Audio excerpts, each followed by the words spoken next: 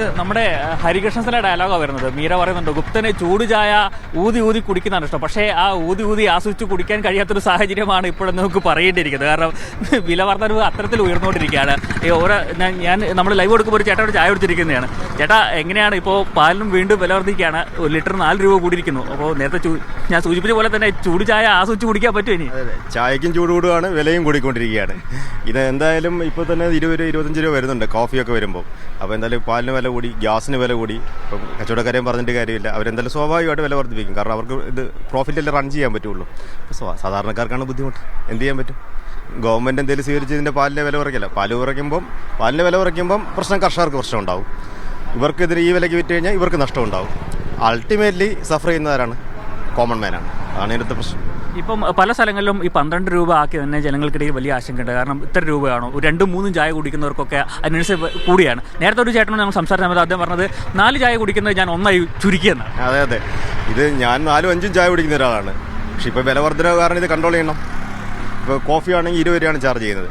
5 coffee കുടിക്കുമ്പോൾ എത്രയായി ഒരു ദിവസത്തെ എക്സ്പെൻസ്? കുറച്ചല്ലേ പറ്റുള്ളൂ. അതാണ് എൻ്റെ ഫാക്ട്. നിൻസി, ഓരോരുത്തർക്കും ഓരോ കാര്യങ്ങളാണ്. കാരണം 4 ചായ 5 ചായ കുടിക്കുന്നവർക്കൊക്കെ തന്നെ അത് വലിയ രീതിയിൽ കുറയുന്ന ഒരു, അല്ലെങ്കിൽ അത് കുറയ്ക്കേണ്ട ഒരു സാഹചര്യമാണ്. ചേട്ടാ, ഇപ്പോൾ കട്ടൻ ചായയാണ് കുടിക്കുന്നത് എങ്കിൽ കൂടിയും വീട്ടിലേക്ക് പാലൊക്കെ വാങ്ങാറുണ്ട്. ഇപ്പോൾ വില കൂടുകയാണല്ലോ, എങ്ങനെയാണ് ഇതിന് പ്രതിസന്ധിയല്ലേ മുന്നോട്ട് പോകുന്നത്? പാല് വാങ്ങിക്കാറുണ്ട്. പാലിന് മാത്രമല്ല എല്ലാ സാധനങ്ങൾക്കും വില കൂടിക്കൊണ്ടിരിക്കുകയാണ്.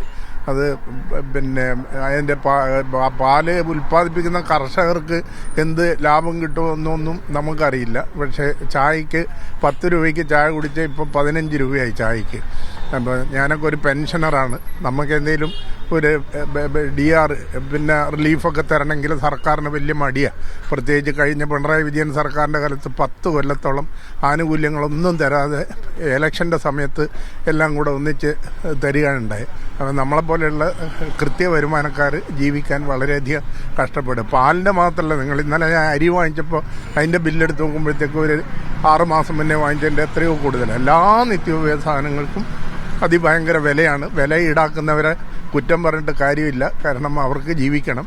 ഓട്ടോറിക്ഷ കയറിയാൽ 30 രൂപ മിനിമം കൂലിയാണ്. പക്ഷേ ഇപ്പോൾ അവർ 40-50 വാങ്ങിക്കുന്നത്. അവർക്കും ഇതേപോലെ ഈ പാലും ഈ നിത്യോപയോഗ സാധനങ്ങളും വാങ്ങിച്ചിട്ട് ജീവിക്കാനുള്ളത്. അതുകൊണ്ടാണ്.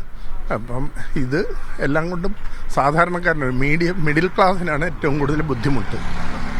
ജിൻസി, ഓരോരുത്തരും അവരുടെ ആശങ്കകൾ പങ്കുവയ്ക്കാണ്. പാൽവില മാത്രമല്ല, ഗ്യാസ് വില വർദ്ധിക്കുന്ന ഒക്കെ തന്നെ വലിയ രീതിയിൽ സാധാരണക്കാരെയും ഹോട്ടൽ ജീവനക്കാരെയും തൊഴിലാളികളെയും ഒക്കെ ബാധിക്കുമെന്ന കാര്യത്തിൽ യാതൊരു സംശയവുമില്ല.